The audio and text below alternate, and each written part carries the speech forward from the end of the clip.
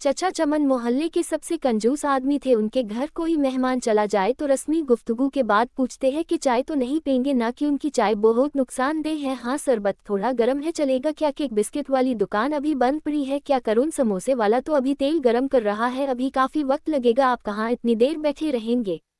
बेचारा मेहमान ये सुनकर शर्मिंदा हो जाता। एक दिन दोपहर को किसी फकीर ने उनके घर का दरवाजा खटखटाया। चचा चमन ने दरवाजा खोले बगैर पूछा, कौन है? फकीर बोला, बेटा मेहरबानी करो, मुझे कुछ पैसे दे दो, मेरे पास सब्जी है, रोटी खरीद कर खा लूंगा। चाचा चमन ने बोला, जाओ जाओ दफा हो जाओ, नहीं है मेरे पास पैसे, पता नहीं कहाँ कहाँ से ऐसे भिखारी आ जाते हैं मांगने के लिए, खाने से दिल नहीं भरता। चाचा चमन ने बेचारे फकीर को खूब बातें सुनाई।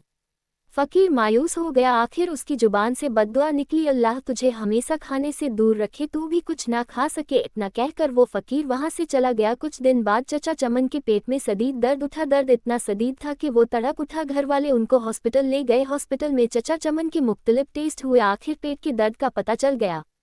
डॉक्टरों ने हिदायत की कि 15-20 दिन तक हॉस्पिटल में ही रहना होगा ताकि मुकम्मल इलाज किया जा सके। हॉस्पिटल से जब घर वापस आए तो कमजोरी से निढाल थे, बहुत बुरा हाल था, कोई चीज़ हजम नहीं होती, दही भी कहते तो उल्टी हो जाती। डॉक्टर के पास जाते तो वो कहता कि शायद आपने बदपरहेजी की है। टेस्ट करवाते तो सब ठीक आता, दवा बाकायदगी से इस्तेमाल करने के बावजूद तबीयत संभलने में नहीं आ रही थी, रंग पीला पड़ गया था, थोड़ा सा खाने से भी उल्टी हो जाती। चचा चमन की रातों की नींद उड़ चुकी थी, उनको मौत का खौफ होने लगा।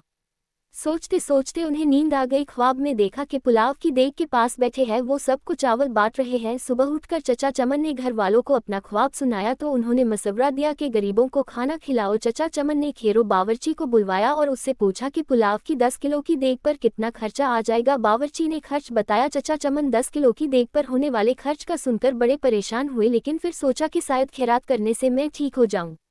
उन्होंने इतवार संडे की एक दोपहर को ये मुश्किल मरहला तय कर ही लिया। मोहल्ले के नौजवानों की मदद से मोहल्लेदारों और गरीब लोगों को खाना खिलाया। चचा चमन अब काफी पुरसुकून रहने लगे, लेकिन जब उस फकीर का ख्याल आता तो फिर वही मनहूस दर्द शुरू हो जाता। कई दिन ऐसे ही बीत गए। एक शाम को किसी फकीर की आवाज आई, अल्लाह के नाम पे दे दो बाबा।